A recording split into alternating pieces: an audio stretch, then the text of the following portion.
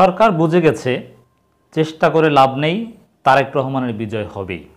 আমরা কথা বলছি 27 জুন 24।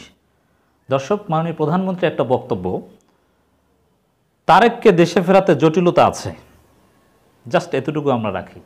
এর মানেই তারেক রহমানকে যে শত চেষ্টা করেও সরকার দেশে ফেরাতে পারবে না। যদি পারতো তাহলে তো গত 15 বছরে দেশে ফেরাতো। দেশে ফিরিয়ে আনা হবে, এই হবে, সে হবে, এটা যে চাপাবাজি, এটা সরকারও জানে। তারপরও জনগণকে বলছে, তারপরও এই স্বীকারোক্তি যে তারেককে দেশে ফেরাতে জটিলতা আছে, এটা অনেক কিছুর প্রমাণ বহন করে, ইঙ্গিত দেয় যে তারেক রহমানকে সরকার চেষ্টা করেও দেশে আনতে পারবে না। তারেক রহমান বিদেশের মাটিতে থেকে বাংলাদেশে গণতন্ত্র পুনরুদ্ধার আন্দোলনের নেতৃত্ব দিয়ে সফল হবেন, বিজয় হবেন। পৃথিবীর বিভিন্ন দেশে গণতন্ত্র পুনরুদ্ধার আন্দোলনের চিত্র এটাই। তিউনিসিয়া, পৃথিবীর বিভিন্ন দেশে তাকান যে গণতন্ত্র ফিরে এসেছে। আন্দোলনকারী নেতা ছিল ফ্রান্সে বা ইউকেতে বা যুক্তরাষ্ট্রে, কিন্তু তার দেশে নেতৃত্ব দিয়ে তিনি বিজয় ছিনিয়ে এনেছেন। তো তারেক রহমানও যে সেরকম করবেন যে বাংলাদেশে তার নেতৃত্বে আন্দোলন সফল হবে, তারপরে তিনি দেশে ফিরিয়ে আসবেন, সরকার যে তাকে ফিরিয়ে আনতে পারবেন, এটা সরকার জানে, এটা ভালোভাবেই জানে। এই যে বক্তব্যটা তারেক রহমানকে দেশে ফেরাতে জটিলতা আছে, তার প্রমাণ এটা। তবে সরকার দৃঢ় প্রতিজ্ঞ চেষ্টা করছে। এখন এটা হচ্ছে তার নেতাকর্মীদেরকেও তো একটু বলতে হবে, অথবা বিএনপির একটু মনোবলে চাপ চির ধরানোর জন্য তো এগুলো বলতে হয় যে না, তারেক রহমানকে দেশে ফেরানোর চেষ্টা আছে, ইত্যাদি ইত্যাদি। কিন্তু তারেক রহমানও জানে, বিএনপিও জানে যে আসলে ইউকে যাকে অ্যাসাইলাম দেয়, যার ক্ষেত্রে পলিটিক্যাল অ্যাসাইলাম গ্রান্ট করে, তাকে তারা কারো হাতে তুলে দিবে না। তারেক রহমানের জীবনের নিরাপত্তা বা এগুলো বিবেচনায় তাকে যুক্তরাজ্য সরকার পলিটিক্যাল অ্যাসাইলাম দিয়েছে। অতএব তাকে ফিরিয়ে আনবে এত সহজ? বঙ্গবন্ধুর খুনিদেরকে ফিরিয়ে আনতে পারে না তারেক রহমান। তারেক রহমানকে তো পলিটিক্যালি হ্যারেস করা হচ্ছে। দেখি বক্তব্যটা। 21 আগস্ট গ্রেনেড হামলা সহ একাধিক মামলায় সাজাপ্রাপ্ত আসামি বিএনপির ভারপ্রাপ্ত চেয়ারম্যান তারেক রহমানকে যুক্তরাজ্য থেকে দেশে ফিরে আনতে কিছু আইনগত জটিলতা আছে বলে সংসদকে জানিয়েছেন প্রধানমন্ত্রী সংসদ নেতা শেখ হাসিনা। এর সরল অর্থ হচ্ছে যে আসলে তারেক রহমানকে দেশে ফিরিয়ে আনা সম্ভবই না। আইনগত জটিলতা আছে, অমুক তমুক কিচ্ছু না, তাকে দেশে ফিরিয়ে আনা সম্ভব নয়। তারেক রহমান লন্ডনে নিরাপদে থেকে বাংলাদেশে গণতন্ত্র পুনরুদ্ধারে নেতৃত্ব দেবেন এবং সফল হবেন এবং তার বিজয় হবে, এটাই হচ্ছে সত্য কথা।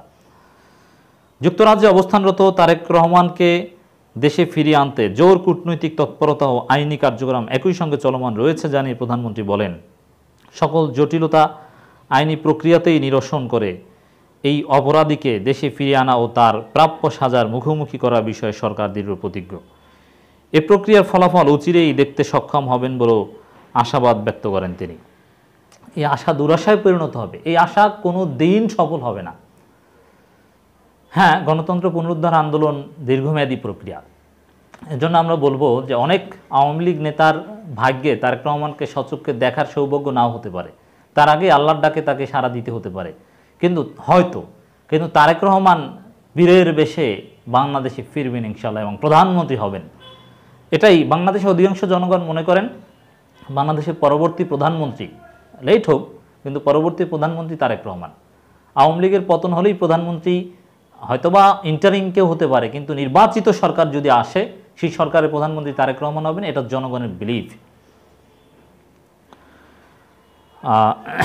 সংসদের বৈঠকে একদিন আগে প্রধানমন্ত্রীর জন্য নির্ধারিত প্রশ্নোত্তরে সংরক্ষিত আসনের এমপি ফরিদে ইয়াসমিনের প্রশ্নের জবাবে প্রধানমন্ত্রী তথ্য জানান। এর আগে স্পিকার ডক্টর শিরিন শারমিন চৌধুরীর সভাপতিত্বে সংসদের বৈঠক শুরু হলে প্রশ্নোত্তর টেবিলে উপস্থাপিত হয়। এক প্রশ্নের জবাবে প্রধানমন্ত্রী শেখ হাসিনা বলেন, 21 আগস্ট গ্রেনেড হামলা, মানি লন্ডারিং সহ দুর্নীতির একাধিক মামলায় সাজাপ্রাপ্ত আসামি তারেক রহমান, তাকে ফেরাতে কূটনৈতিক তৎপরতা, আইনি কার্যক্রম একই সঙ্গে চলমান রয়েছে। যুক্তরাজ্য সরকারের সঙ্গে নিবিড় যোগাযোগ রক্ষার মাধ্যমে পররাষ্ট্র মন্ত্রণালয় সরকারের সংশ্লিষ্ট দপ্তর এই উদ্দেশ্যে কাজ করে যাচ্ছে। তো নিবিড় যোগাযোগে গত 17 বছরে যেহেতু কাজ হয়নি, আর কাজ হবে না। এরপরে এই গ্রেনেড হামলা, মানি লন্ডারিং, বিশেষ করে এই মানি লন্ডারিং, গ্রেনেড হামলার বিচার আমরা চাই। এই মানি লন্ডারিংয়ের কথা, তারেক রহমান দুর্নীতির কথা নাটক করে সংসদে আনা হচ্ছে। এর মানে ওবায়দুল কাদেরের তো ক্ষোভ যে ওবায়দুল কাদের তারেক রহমানের দুর্নীতির কথা বললে সেটা নিয়ে গণমাধ্যম রিপোর্ট করে না। এখন সংসদে প্রশ্ন করে মাননীয় প্রধানমন্ত্রীর মাধ্যমে বলিয়ে একটু তারেক রহমান দুর্নীতির কথা রিপোর্ট করানো যায় কিনা, কারণ মাননীয় প্রধানমন্ত্রী বললে সবাই একটু গুরুত্বের সাথে রিপোর্ট করবে যে এই বেনজির, আজিজ, মতিউর, আনার এদেরকে ধামাচাপা দিয়ে একটু তারেক রহমানের দুর্নীতি আলোচনা আসে কিনা, জনগণ খায় কিনা। সে ব্যর্থ চেষ্টা এই প্রশ্নোত্তর পর্বের মধ্য দিয়ে হচ্ছে বলে আমার মনে হয়, কিন্তু এতেও কোনো কাজ হবে না। জনগণ তারেক রহমানের দুর্নীতি নিয়ে শুনতে চায় না। বিএনপি 17 বছর ক্ষমতার বাইরে, অতএব বিএনপি দুর্নীতি কোনো আলোচ্য বিষয় বা সাবজেক্ট ম্যাটার হতে পারে না, সেটা কোনো নিউজ হতে পারে না। নিউজ হচ্ছে আওয়ামী লীগের দুর্নীতি, প্রশাসনিক দুর্নীতি। 17 বছর আগের ঘটনা মানে নূহ নবী আমলের ঘটনার সাথে সম্পর্কিত। সেগুলো সত্য হলো, সেগুলো নিয়ে অনেক জল গড়িয়েছে, দুর্নীতি হয়েছে অনেক কিছু, এটা আমরা স্বীকার করি, কিন্তু সেগুলো এখনকার সময় মোটেও প্রাসঙ্গিক নয়। আর আওয়ামী আমলের পাহাড় সম ভয়ানক পকেট কাটা দুর্নীতি আর বিএনপি আমলের কমিশন বাণিজ্য বা বিভিন্ন দুর্নীতি, দুইটা এক নয়। বাংলাদেশের ইতিহাসে সমস্ত দুর্নীতিকে হারিয়ে আওয়ামী আমলের দুর্নীতি চ্যাম্পিয়ন। অতএব এই দুর্নীতি, এই যে মতিউর যা করেছে, এক পুলিশ প্রধান যা করেছে, পাসপোর্ট জালিয়াতি থেকে শুরু করে সব কিছু, তার জীবনটাই জাল, তার জীবনটাই জাল, তার পিএইচডি জাল, খুঁজলে হয়তো বা তার বিসিএসও জাল পাওয়া যাবে হয়তো। অতএব একটার সাথে একটা তুলনা হয় না। বিএনপি সে 17 বছর আগের দুর্নীতির সাথে এই সরকারের দুর্নীতি কিছুতেই তুলনাযোগ্য হতে পারে না। এই জন্য সরকার চেষ্টা করছে তারেক রহমানের দুর্নীতি সামনে এনে একটু বিএনপিকে কিভাবে কোণঠাসা করা যায়, কিন্তু লাভ হচ্ছে না। জনগণ এখন খুঁজবে মতিউরের দুর্নীতি, বেনজির আজিজের দুর্নীতি, সেগুলোই এখন মূল আকর্ষণ, মূল আলোচ্য বিষয়।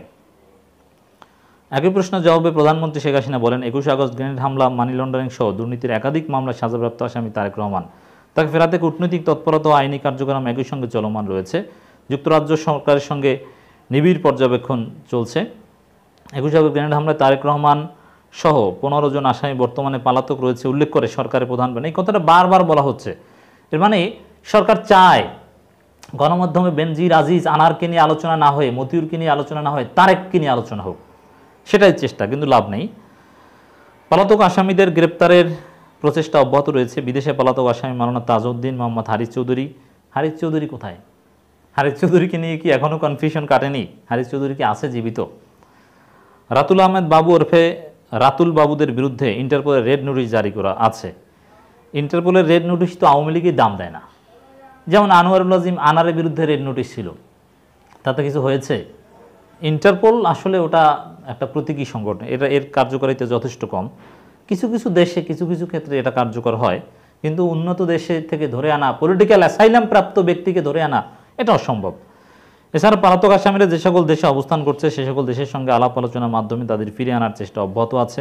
সরকার উচ্চ পর্যায় থেকে এ বিষয়ে নানামুখী পদক্ষেপ নেওয়া হচ্ছে। খুনিদের দেশে ফিরিয়ে আনার বিষয়ে সহযোগিতা চেয়ে প্রধানমন্ত্রী শেখ হাসিনা নিজেই বিভিন্ন সময় সংশ্লিষ্ট দেশগুলোর রাষ্ট্র ও সরকার প্রধানকে একাধিক চিঠি দিয়েছেন এবং আন্তর্জাতিক ফোরামে তাদের সঙ্গে সাক্ষাতে তাদের ব্যক্তিগত সহযোগিতাও কামনা করেছেন বলে জানান। এর মানে কি যে প্রধানমন্ত্রী নিজের চেষ্টাও কাজ হয়নি, গত 15 বছরের সব চেষ্টাই তো করেছেন, কাজ হয়নি। এর মানে কাজ হবে না। স্থায়ীভাবে আপনারা হতাশার মধ্যে ডুবে থাকেন, তারেক রহমানের বিজয় হবে ইনশাল্লাহ।